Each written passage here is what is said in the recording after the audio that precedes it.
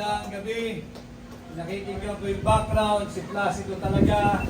Tinutulad tayo kay Donald Trump. Yung background na yan ay kay Donald Trump. Ang pagkakaiba lang namin ni Donald Trump, bagamat pareho tayong nanalo, si Donald Trump ay naiproklama. Tayo ay buo. Balik, maraming salamat. Magandang gabi sa inyo lahat. Hindi pa huhuli itong ating ginagawa. Alam naman ninyo that after the election, ako'y agad-agad na tumungo sa Netherlands, sa The Hague, hindi lamang upang makapiling ang napakapayak at very emotional birthday celebration ng ating pinakamamahal na Vice President Inday Sara Duterte. Kung hindi binanggit ko po ito, a long time ago, nung tayo nag-file ang ating candidacy, sinabi ko na that regardless of the outcome of the election, manalo man tayo o manalo, ako'y sadyang tutungo ng Davao upang magpasalamat kay Pangulong Rodrigo Roa Duterte. Subalit, alam naman nating lahat na sinalbahe ang ating Tatay Digong, kaya lamang hindi ko kinikilala yung anumang distansya o anumang layo. Kanya ako ay tumungo din agad-agad sa Netherlands, sa The Hague.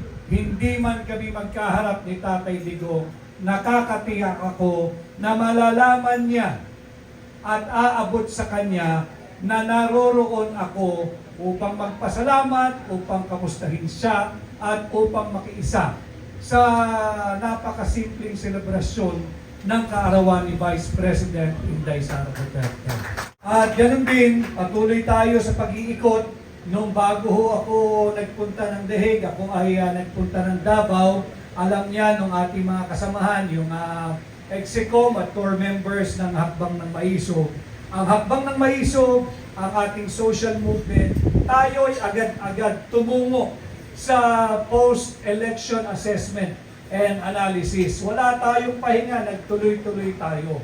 Hindi tayo partido, tayo isang social movement, pero makikita mo yung commitment ng bawat isa sa kinikilala ninyong miyembrong leader at executive sa pamumuno ng ating ginagalang rinerespeto si Manong John Ibasco.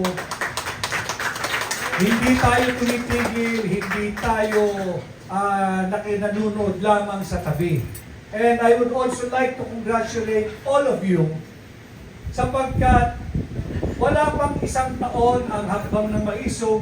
January 2024 tayo nagsimula. Si Pangulong Duterte at si Manong John Ibasco ang nagsimula ng lahat ng ito, kasama si Vice President Inday Sara Duterte.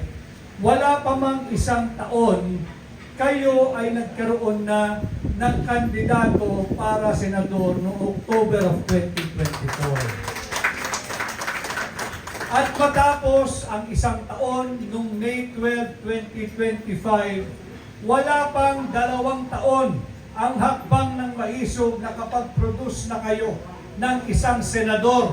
Subalit hindi lang talaga tayo papayagang maproklama at paupuin ng korap na administrasyon ito.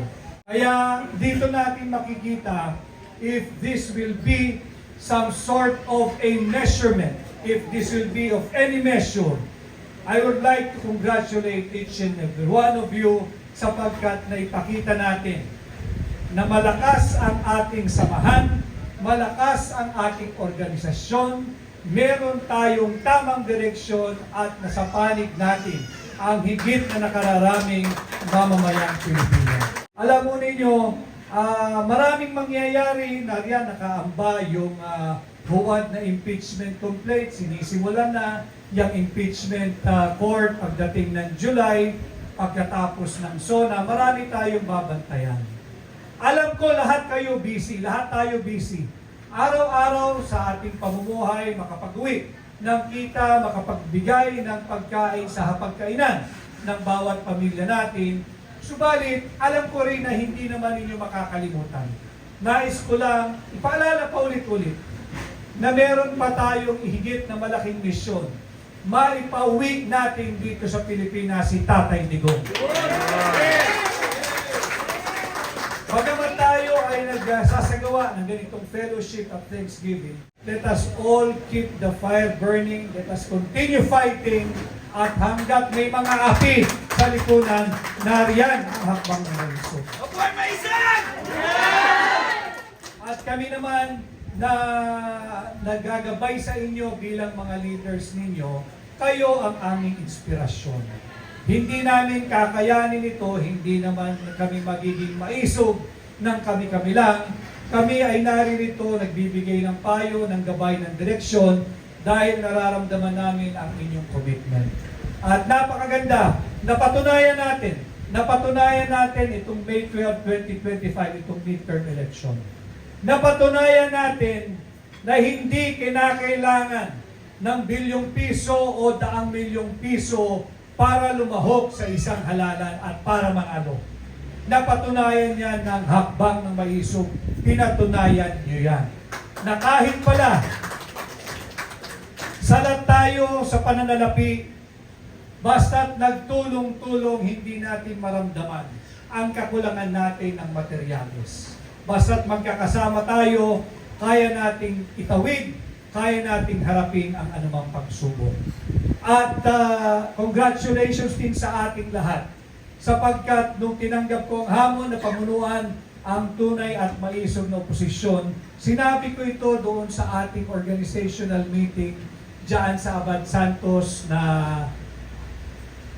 hindi ninyo ako mapapasayaw, hindi ako kakanta bagamat magaling akong kumanta.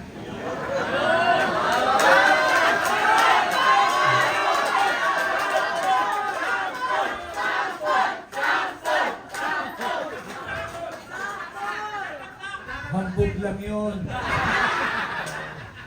Napatunayan natin na hindi kinakailangang sumayaw, kumanta, magpatawa, magpakingkoy-kingkoy sa entablado para ikaw ay tangkilikin at iboto ng mamamayang Pilipino. Handa na ang mga Pilipino sa isang seryosong talastasan basta't ang pinag-uusapan ay mga usaping panlipunan na mahalaga sa bawat pamilyang Pilipino. Marami pa tayong gagawin, marami pa tayong haharapin, pero ngayong gabi ay para sa inyo. Break muna tayo, enjoy kayo ng ating payak na hapunan, and I also would like to enjoy your company. Hindi natin nagawa nung kampanya sapagkat napaka-busy ng lahat, organized dito, organized doon, lipat-lipat, at syempre, sa lahat ng ating mga kasamang vloggers, maraming salamat sa inyo. Napatunayan niyo muli na hindi kinakailangan ng mamahaling advertisement sa telebisyon. Hindi na kailangan yan. Hindi na kinakailangan yung mga panyag na mga propagandista. Hindi na kinakailangan yung magagandang commercial. Hindi na kinakailangan yung daan-daang milyong piso. Sapagkat nakita naman natin yung may mga naglalakihang billboard, isinuka ng sambayanang Pilipinas. Malaking bahagi ng ating natamo, ng ating tagumpay, ng hakbang ng Maisog dahil sa inyo, sa inyong pagla-live every time na may activity tayo, sa inyong commentaries at sa inyong vlogging. Maraming salamat. Tanggapin ninyo ang aking paggalang, ang aking pagrespeto at pasasalamat.